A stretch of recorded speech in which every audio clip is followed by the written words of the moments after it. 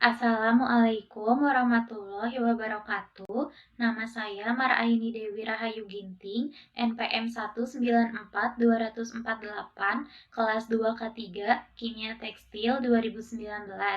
Dalam video ini, saya akan menjelaskan tentang pencelupan bahan tekstil menggunakan zat warna alam.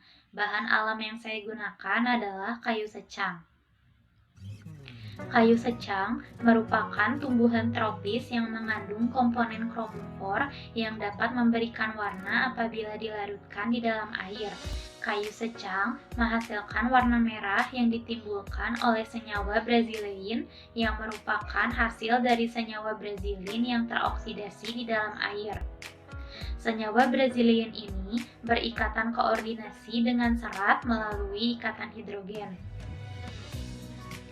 Dalam bahan selulosa, senyawa pewarna ini sulit berinteraksi dengan serat karena selulosa kaya akan gugus hidroksil yang membuat selulosa bersifat anionik sehingga bermuatan negatif. Sementara, senyawa brazilein ini mengandung polifenol yang jika di dalam air, ia akan bermuatan negatif.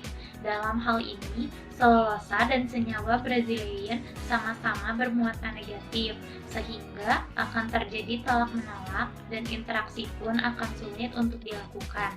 Oleh karena itu, dalam pencelupannya dibutuhkan NaCl yang berfungsi untuk mendorong penyerapan zat warna ke dalam bahan.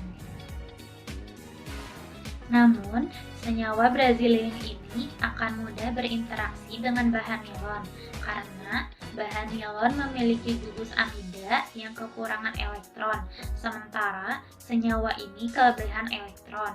Kondisi inilah yang menyebabkan senyawa brazilein dan bahan nilon mudah untuk berinteraksi.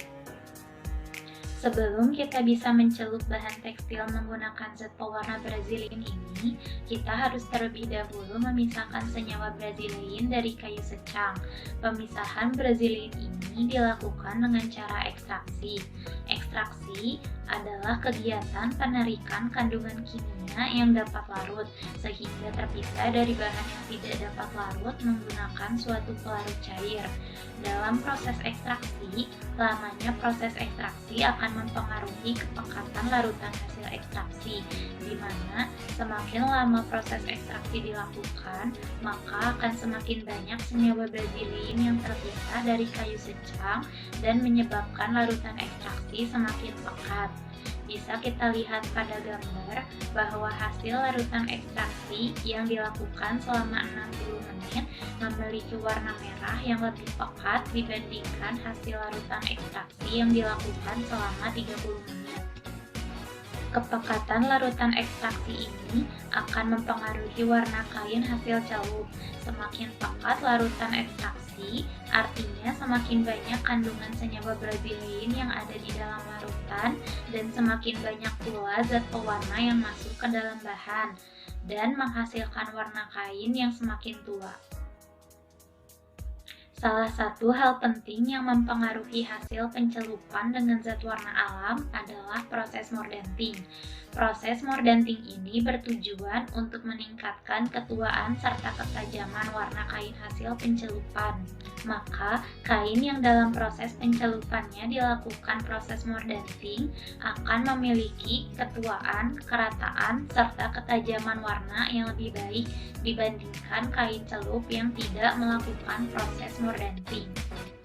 Selain itu, proses mordanting juga berfungsi sebagai penguat dan pembangkit warna sehingga menghasilkan warna yang cukup permanen.